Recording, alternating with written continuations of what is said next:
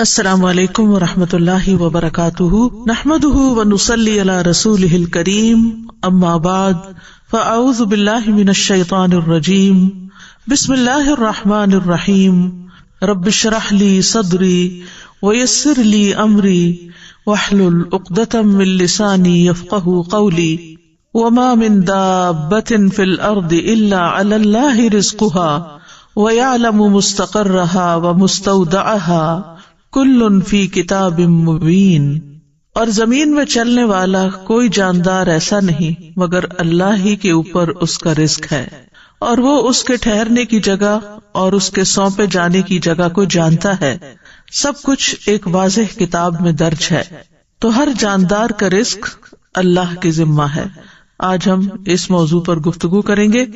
رزق ہر جاندار کی ضرورت ہے، کوئی ذی روح اس کے حصول کی جد و جہد سے خالی نہیں ہو سکتا، مگر ہمارا دین اس کو ضرورت کے درجے میں رکھتا ہے، نہ کہ مقصد کے درجے میں۔ یعنی رزق کمانا، رزق کھانا ضروریات زندگی میں سے تو ہے، لیکن زندگی کا مقصد نہیں ہے۔ یعنی ہم جینے کے لیے کھا رہے ہیں، کھانے کے لیے نہیں جی رہے۔ مومن کے پاس جو دولت آتی ہے وہ اسے اپنی ضروریات پر خرچ کرنے کے بعد دوسرے ضرورت مندوں پر بھی خرچ کرتا ہے، اپنی آخرت کی فکر کرتا ہے، نہ کہ اس دولت سے صرف اپنا معیار زندگی بلند کرتا چلا جائے۔ مومن جائز طریقے سے رزق حاصل کرتا ہے اور جائز جگہوں پر خرچ کرتا ہے۔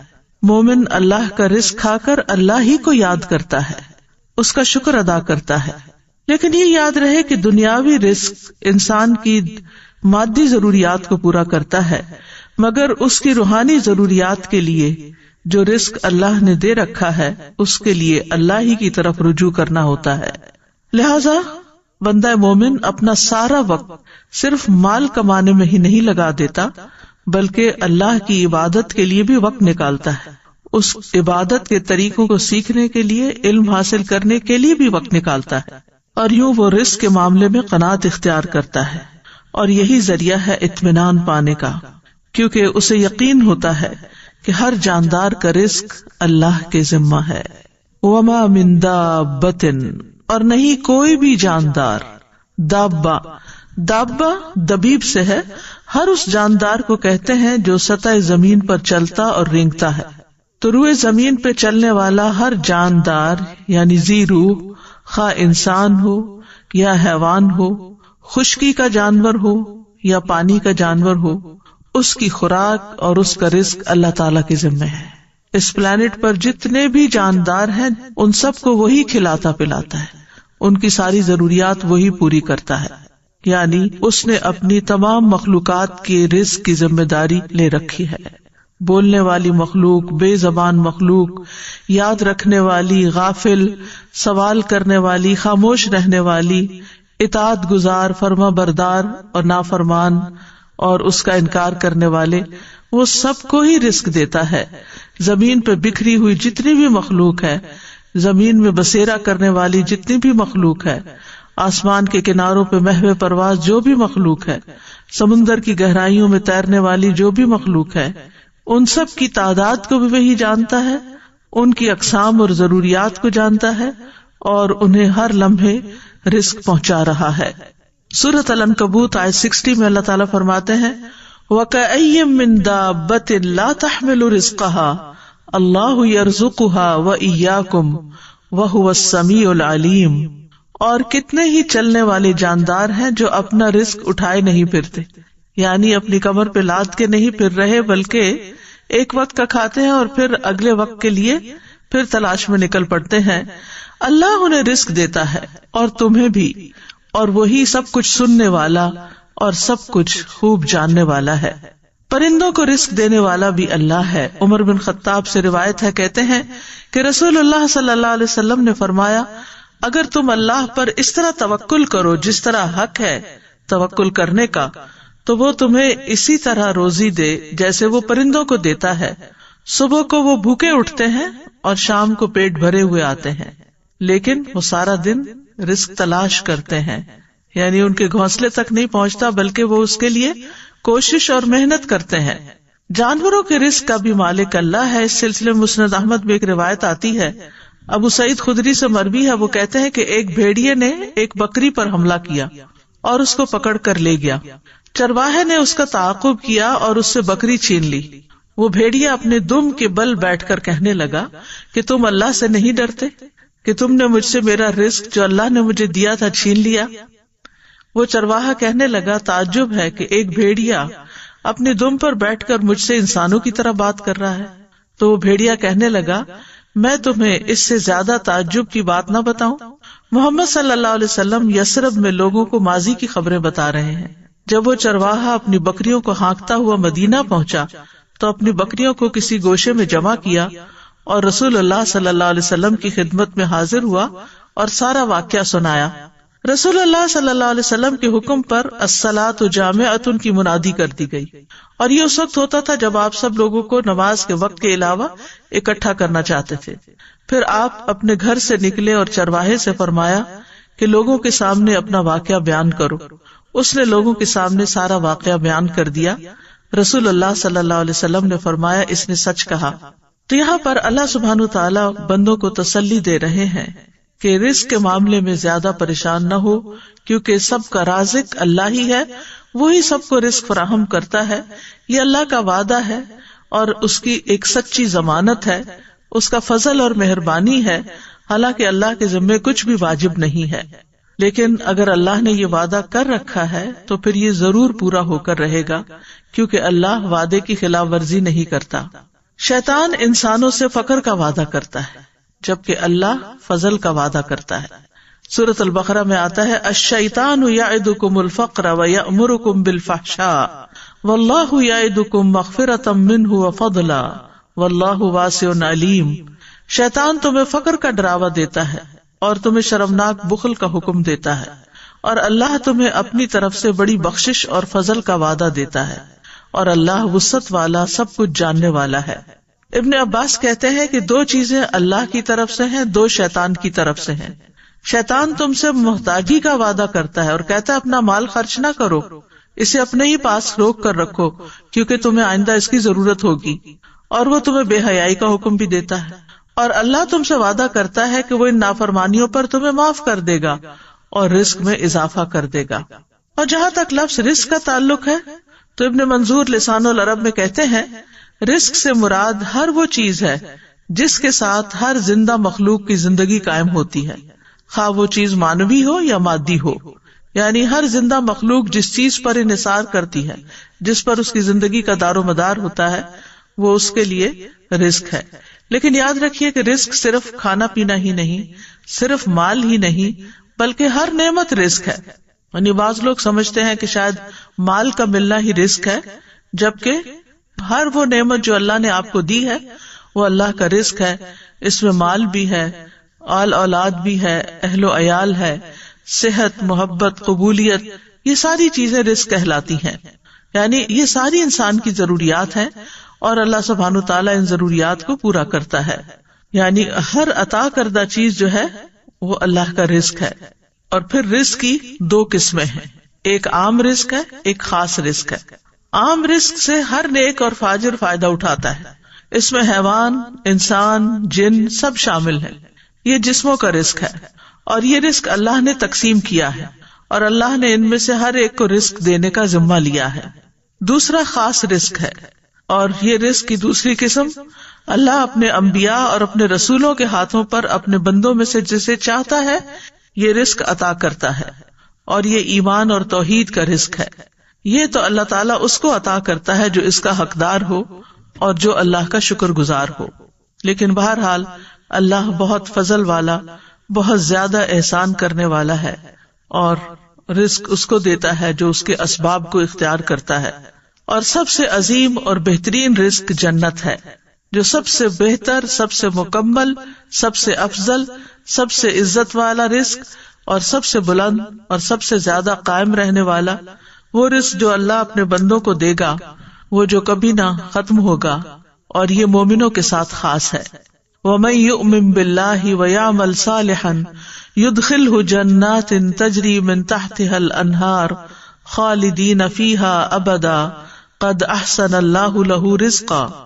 اور جو اللہ پر ایمان لائے اور نیک عمل کرے وہ اسے ایسے باغوں میں داخل کرے گا جن کے نیچے سے نہریں بہتی ہیں، ان میں ہمیشہ رہنے والے ہیں، ہمیشہ ہمیشہ، بلا شبہ اللہ نے اس کے لیے اچھا رزق بنایا ہے۔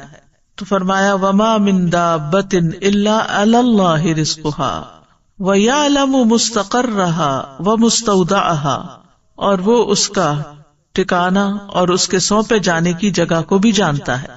مستقر سے مراد وہ جگہ ہے جس کی طرف ہر کوئی چیز جگہ پکڑتی ہے اور رات اور دن بھی اسی میں ٹھہرتے ہیں، اور مستودع یہ وہ جگہ ہے جس میں کوئی چیز دفن کی جاتی ہے جب موت آتی، تو گویا مستقر ہوا دنیا کا ٹھکانہ اور مستودع ہوا مرنے کے بعد کا ٹھکانہ یعنی قبر۔ اور لیکن ابن عباس کہتے ہیں کہ مستقر سے مراد یا تو جنت ہے یا جہنم، یعنی اللہ سبحانہ تعالیٰ کو پہلے سے ہی پتا ہے کہ کون لوگ جنت میں جائیں گے اور کون کون جہنم میں جائیں گے، کیونکہ قرآن مجید میں آتا ہے جنت کے بارے میں حسنت مستقرم و مقاما، کہ کتنی اچھی ٹھہرنے کی جگہ ہے۔ تو گویا اس طرح پھر اللہ تعالیٰ ہر جاندار کی موجودہ زندگی کے حالات بھی جانتا ہے اور موت کے بعد کے بھی حالات جانتا ہے۔ اللہ تعالیٰ وہ تمام جگہ جانتا ہے جہاں انسان نے کچھ مدت کے لیے ٹھہرنا ہے، خواہ وہ باپ کی پشت ہو یا ماں کا رحم ہو یا زمین کا کوئی حصہ ہو جہاں اس نے زندگی گزارنی ہے، اور اللہ تعالیٰ وہ جگہ بھی جانتا ہے جن کے سپرد انسان مرنے کے بعد ہوتا ہے، خواہ وہ زمین میں کھودی ہوئی جگہ ہو یا کسی جانور کا پیٹ ہو یا جو بھی جگہ اللہ نے قیامت تک اس کے سپرد ہونے کے لیے لکھی ہے، وہ سب کچھ اس کے لیے قبر ہی ہے۔ تو خلاصہ یہی ہے کہ اللہ تعالیٰ ہمارے دنیا کے حالات کو بھی جانتا ہے اور موت کے بعد کے حالات کو بھی۔ اللہ کا علم کامل ہے، وہ بحر و بر کی ایک ایک چیز کا علم رکھنے والا ہے۔ سورۃ الانعام میں فرمایا وَعِندَهُ مَفَاتِحُ الْغَيْبِ لَا يَعْلَمُهَا إِلَّا هُوَ وَيَعْلَمُ مَا فِي الْبَرِّ وَالْبَحْرِ وَمَا تَسْقُطُ مِنْ وَرَقَةٍ إِلَّا يَعْلَمُهَا وَلَا حَبَّةٍ فِي ظُلُمَاتِ الْأَرْضِ وَلَا رَطْبٍ وَلَا يَابِسٍ إِلَّا فِي كِتَابٍ مُبِينٍ، اور اسی کے پاس غیب کی چابیاں ہیں، انہیں اس کے سوا کوئی نہیں جانتا، اور وہ جانتا ہے جو کچھ خشکی اور سمندر میں ہے، اور کوئی پتا نہیں گرتا مگر وہ اسے جانتا ہے، اور زمین کے اندھیروں میں کوئی دانہ نہیں، اور نہ کوئی تر چیز ہے نہ خشک مگر وہ ایک واضح کتاب میں ہے۔ کوئی چیز جو ذرے برابر بھی ہو اس کے علم سے باہر نہیں۔ سورۃ یونس میں آتا ہے وَمَا يَعْزُبُ عَنْ رَبِّكَ مِن مِّثْقَالِ ذَرَّةٍ فِي الْأَرْضِ وَلَا فِي السَّمَاءِ وَلَا أَصْغَرَ مِن ذَلِكَ وَلَا أَكْبَرَ إِلَّا فِي كِتَابٍ مُّبِينٍ، اور تیرے رب سے کوئی ذرہ برابر چیز بھی نہ زمین میں غائب ہو سکتی ہے اور نہ آسمان میں، اور نہ اس سے کوئی چھوٹی چیز یعنی ذرے سے چھوٹی چیز اور نہ کوئی بڑی چیز مگر ایک واضح کتاب میں موجود ہے۔ کل فی کتاب مبین، ہر چیز لوح محفوظ میں لکھی ہوئی ہے، واضح کتاب میں لکھی ہوئی ہے۔ اور جو کچھ بھی ہوتا ہے، جو بھی حادثے زمین یا آسمان میں ہوتے ہیں، ان سب کا علم اللہ کے پاس ہے، اور وہ علم لکھا ہوا بھی ہے، یعنی اس نے ہر چیز کی تقدیر لکھ دی ہے، ہر چیز پر اس کی مشیت نافذ ہے، اور ہر ایک کے لیے اس کا رزق وسیع ہے۔ پھر اسی طرح آسمان اور زمین کی ہر خبر لکھی جا چکی ہے۔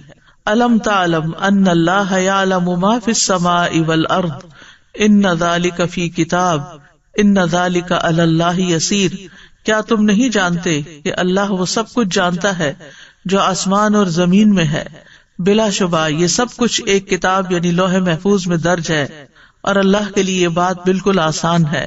آسمان و زمین کی تخلیق سے 50,000 سال پہلے اللہ نے ایک کتاب میں سب کچھ لکھ دیا۔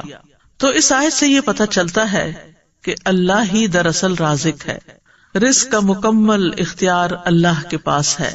سورۃ فاطر میں آتا ہے یا ایھا الناس اذکروا نعمت اللہ علیکم هل من خالق غیر اللہ یرزقکم من السماء والارض لا الہ الا هو فانا تؤفکون۔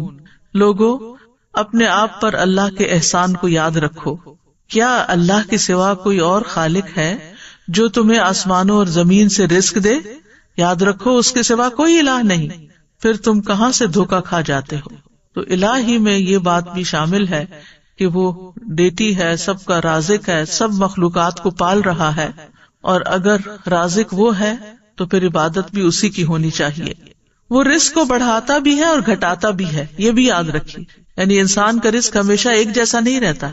اگر آج کسی کے پاس کم ہے تو کل زیادہ بھی ہو سکتا ہے، اور اگر آج کسی کے پاس زیادہ ہے تو کل کم بھی ہو سکتا ہے.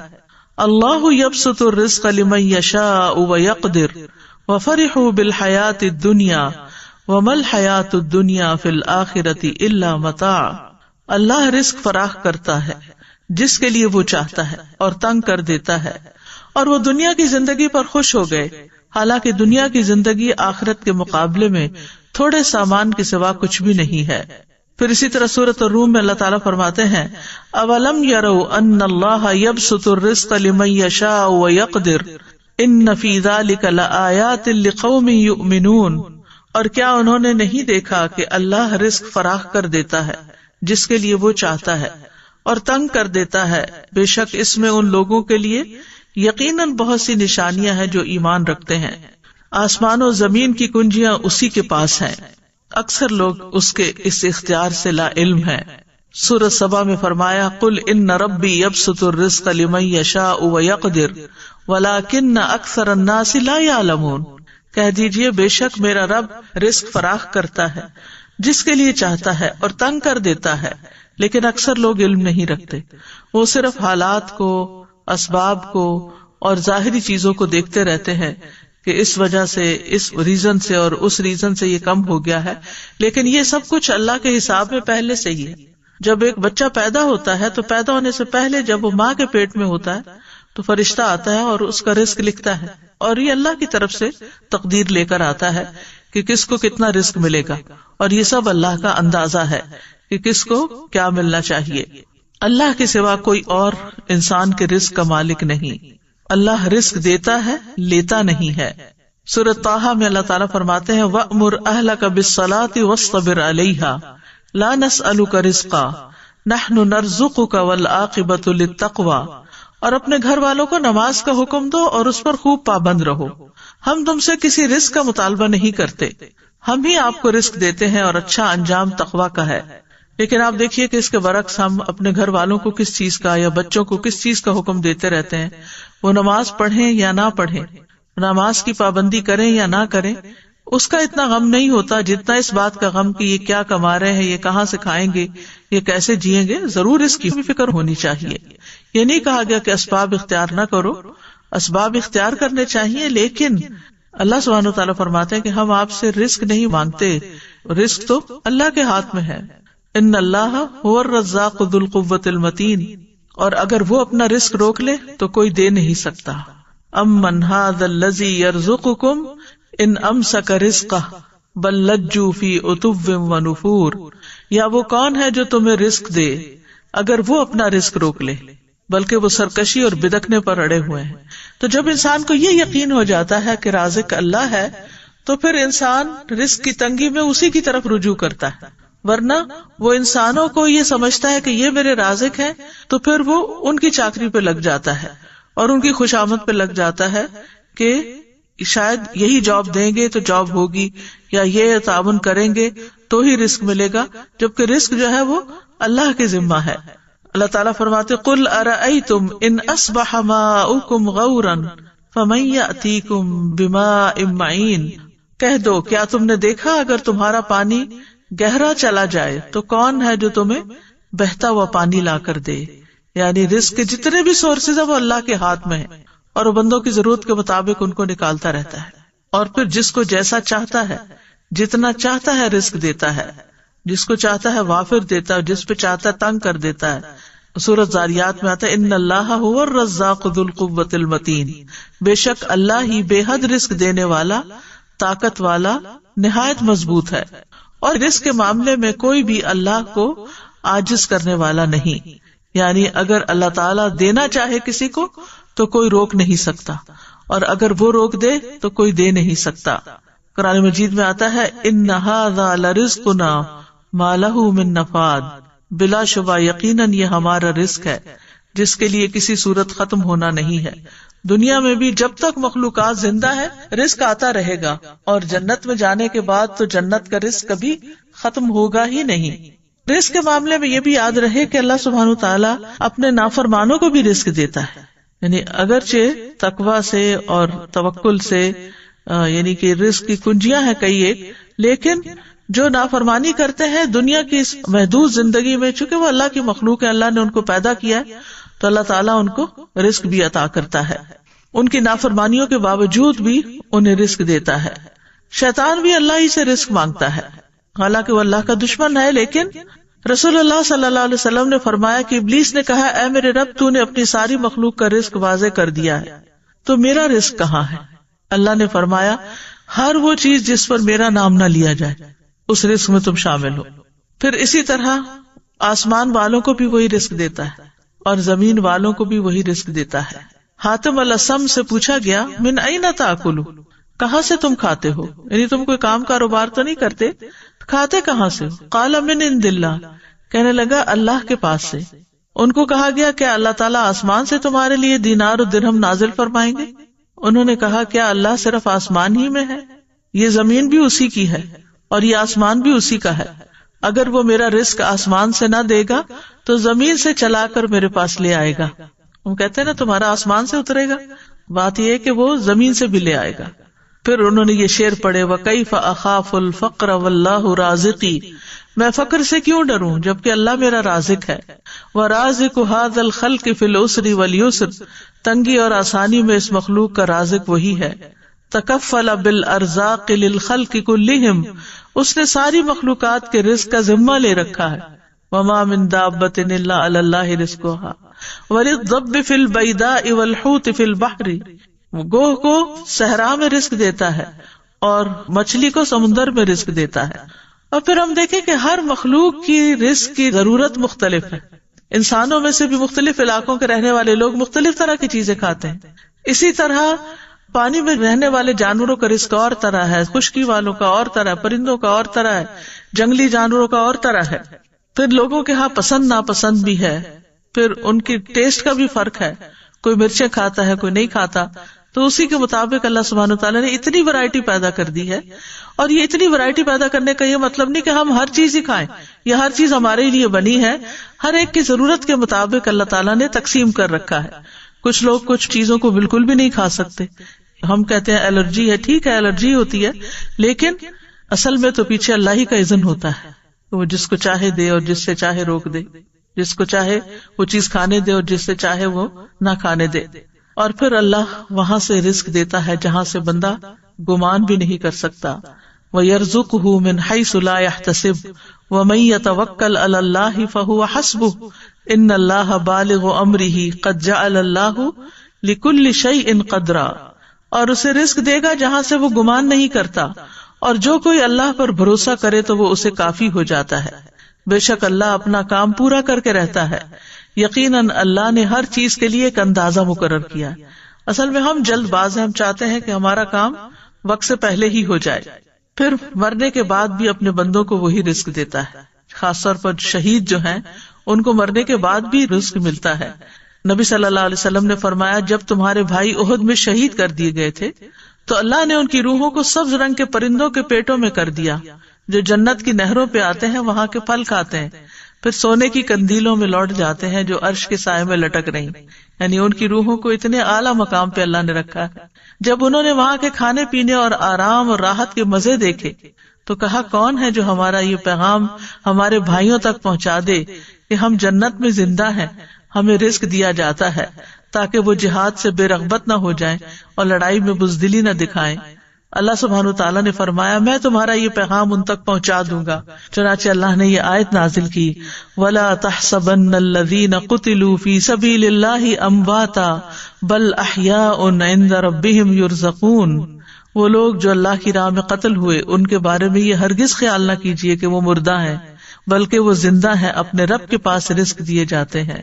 اور پھر ایک اور جگہ پر بھی اللہ تعالیٰ نے ایسے لوگوں کے لیے رزقا حسنا کی خوشخبری دی، والذین ہاجروا فی سبیل اللہ ثم قتلوا او ماتوا لیرزقنہم اللہ رزقا حسنا وان اللہ لہو خیر الرازقین، اور جن لوگوں نے اللہ کے راستے میں وطن چھوڑا پھر قتل کر دیے گئے یا مر گئے، یقیناً اللہ انہیں ضرور رزق دے گا، اچھا رزق، رزقا حسنا، اور بے شک اللہ یقیناً سب رزق دینے والوں میں سے بہترین ہے۔ رزق کے کم یا زیادہ ہونے میں اللہ کی حکمتیں ہوتی ہیں، یاد رکھیے وافر رزق کا ملنا اللہ کی رضامندی کی علامت نہیں. جب کسی کے پاس بہت آ جاتا ہے تو عموماً وہ اس خوش فہمی کا شکار ہو جاتا ہے کہ اللہ مجھ سے بہت راضی ہے. کبھی اللہ تعالیٰ گمراہ اور جاہل لوگوں کے رزق میں بہت اضافہ کر دیتا ہے، ان پر دنیا وسیع کر دیتا ہے، اور کبھی اہل ایمان پر رزق تنگ کر دیتا ہے.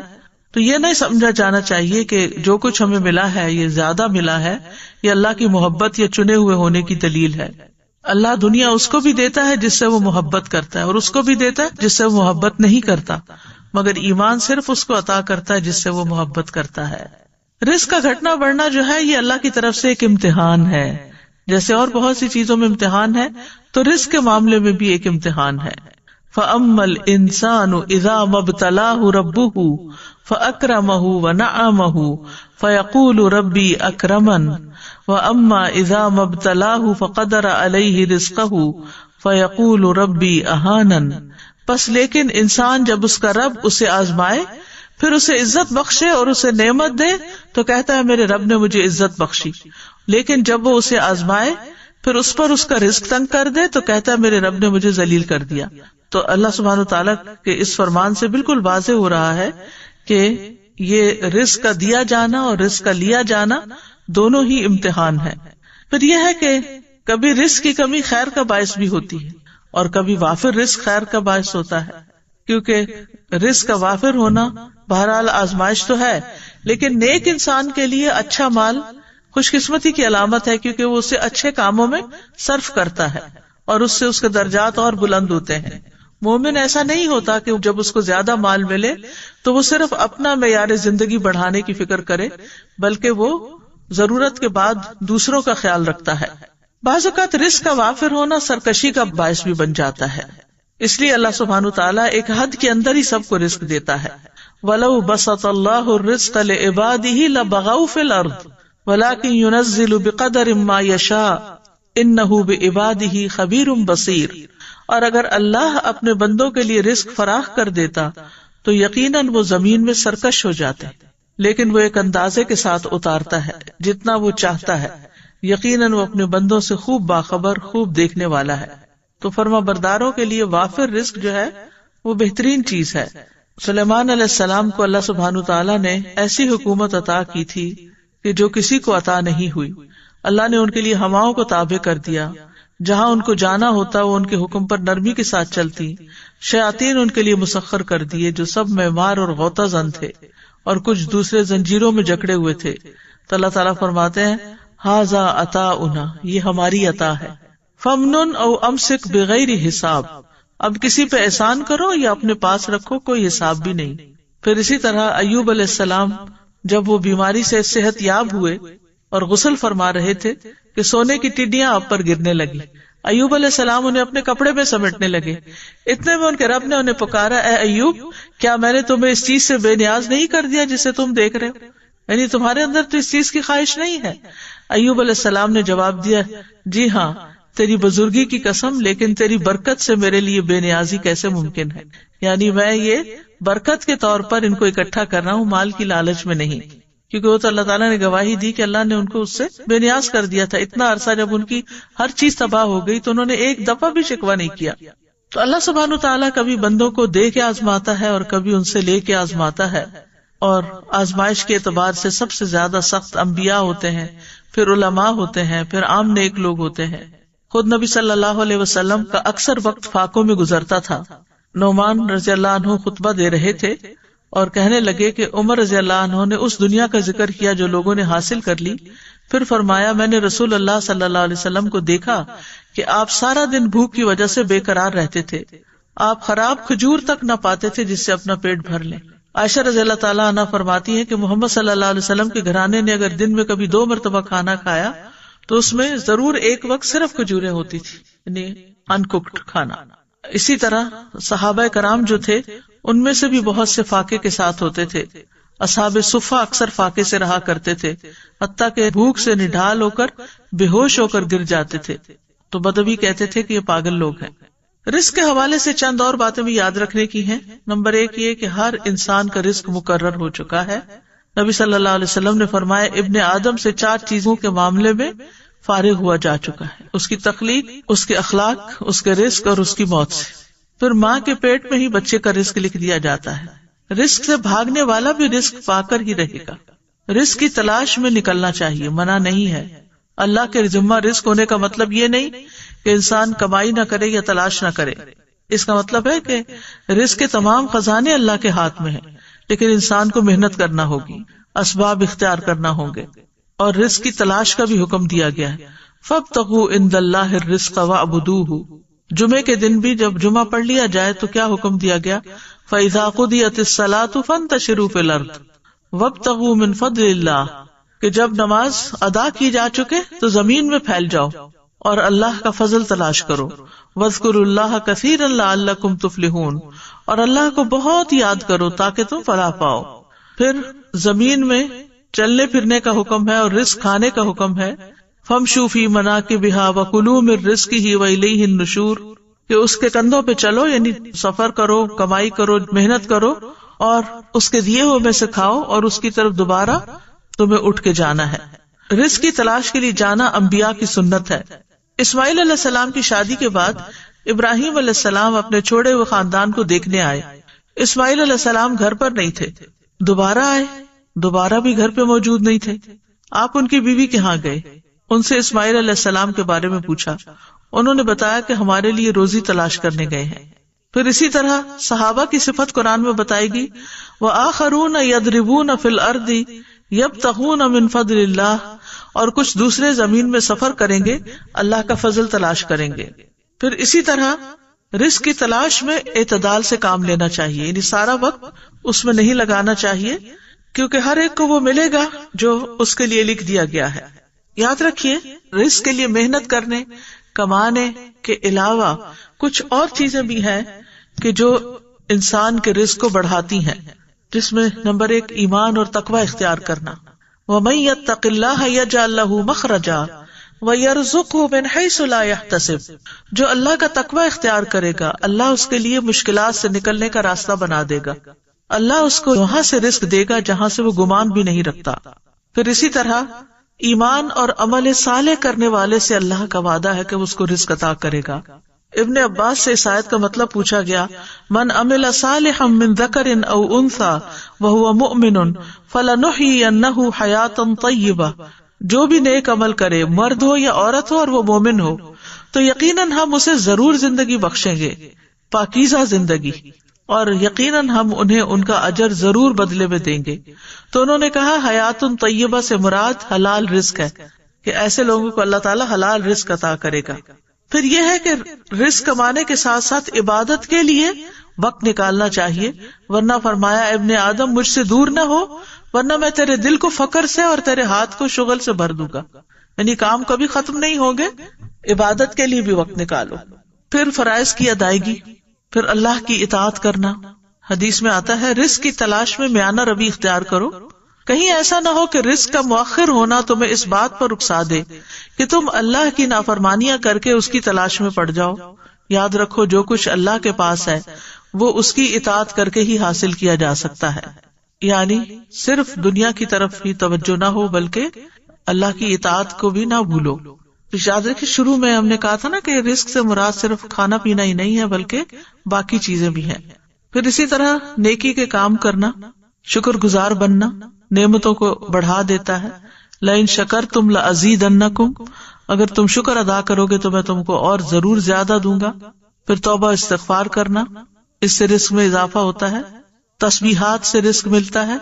اللہ کے نبی نوح علیہ السلام کی وفات کا وقت جب قریب آیا تو انہوں نے اپنے بیٹے سے فرمایا سبحان اللہ و بحمدہ کا ورد کرتے رہنا، یہ ہر چیز کی نماز ہے اور اسی کے ذریعے مخلوق کو رزق ملتا ہے. پھر پے در پے حج اور عمرہ کرنا، صلہ رحمی کرنا، رشتہ داروں کو دینا. فرمایا جس شخص کو پسند ہو کہ اس کے رزق میں وسعت ہو یا اس کی عمر دراز ہو تو اسے چاہیے کہ وہ صلہ رحمی کرے. دوسروں پر خرچ کرنے سے رزق میں اضافہ ہوتا ہے. رسول اللہ صلی اللہ علیہ وسلم نے فرمایا کہ اللہ عز و جل فرماتا ہے اے ابن آدم خرچ کرو میں تجھ پر خرچ کروں گا. پھر اسی طرح کمزور لوگوں کا خیال رکھنے کی بدولت رزق ملتا ہے. آپ صلی اللہ علیہ وسلم نے فرمایا میرے لیے ضعیف اور کمزور لوگوں کو تلاش کرو کیونکہ تم لوگ اپنے کمزور لوگوں کے ذریعے ہی رزق دیے جاتے اور مدد کیے جاتے ہو. پھر اسی طرح طالب علموں پر خرچ کرنا. انس بن مالک کہتے ہیں کہ نبی صلی اللہ علیہ وسلم کے زمانے میں 2 بھائی تھے، جن میں سے ایک تو نبی صلی اللہ علیہ وسلم کی خدمت میں آیا کرتا تھا اور دوسرا بھائی کمائی کرنے جاتا. چنانچہ کمانے والے نے دوسرے بھائی کے بارے میں آپ صلی اللہ علیہ وسلم سے شکایت کی. آپ نے فرمایا کہ شاید تم اسی کی وجہ سے رزق دیے جاتے ہو، یعنی تمہیں جو مل رہا ہے اس لیے مل رہا ہے کہ تم آگے اس پر اپنے بھائی پر خرچ کرتے ہو. اسی طرح رزق بڑھانے کے اسباب میں سے صبح کام کرنا، پھر خرید و فروخت میں سچ بولنا. 3 لوگوں کا رزق اللہ کے ذمہ ہے، یعنی کہ اللہ تعالیٰ ضامن ہے، اگر وہ زندہ ہے تو ان کو رزق دے اور ان کو کافی دے دے، اور مر جائے تو جنت میں داخل کرے. وہ کون لوگ ہیں؟ وہ شخص جس نے اپنے گھر میں داخل ہو کر سلام کیا، جس نے اپنے گھر داخل ہو کر سلام کیا تو اللہ اس کا ضامن ہے. اور وہ شخص جو مسجد کی طرف نکلا، اللہ اس کا بھی ضامن ہے. اور وہ شخص جو جہاد میں گیا، اللہ اس کا بھی ضامن ہے. اسی طرح 4 چیزیں رزق لاتی ہیں: رات کا قیام، سحری کے وقت کثرت سے استغفار کرنا، صدقہ کرتے رہنا، دن کے پہلے اور آخری حصے میں اللہ کا ذکر کرنا. پھر اسی طرح کچھ چیزیں رزق سے محروم بھی کر دیتی ہیں: تقوی چھوڑ دینا، نافرمانیاں کرنا.